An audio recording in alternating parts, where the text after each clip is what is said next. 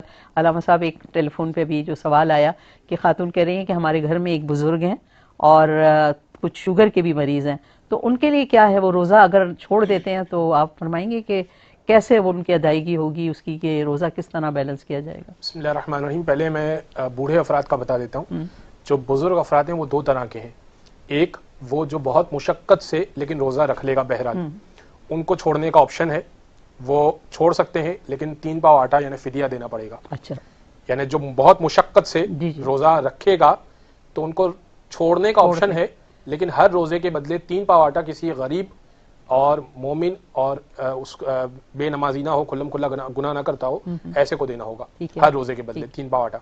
ये तो हो गया उस शख्स का जो मुशक्कत से रोजा रखेगा। एक वो बूढ़ा शख्स है जो रख ही नहीं सकता, बुढ़ापे की वजह से बिल्कुल नहीं रख सकता जी, वो बूढ़ा शख्स, उस पे रोजा साकित है, उसको ना फिदिया देना है और ना रोजा रखना है, उसके ऊपर कुछ भी नहीं है, कोई शरई जिम्मेदारी नहीं है, रोजा साकित है फ़िक़्ह जाफरिया के नजदीक। अब आपने सवाल किया कि वो जो शुगर के पेशेंट हैं, मरीज कोई भी हो, अगर वो मर्ज अगले रमजान से पहले पहले ठीक हो जाता है तो कज़ा करनी है। लेकिन अगर वो अगले रमजान तक चलता है तो हर रोजे के बदले जो छूटा है उसके बदले फिदिया देना पड़ेगा, यानी 3 पाव आटा देना पड़ेगा। और वही 3 पाव आटा, 3 पाव आटा। आप क्या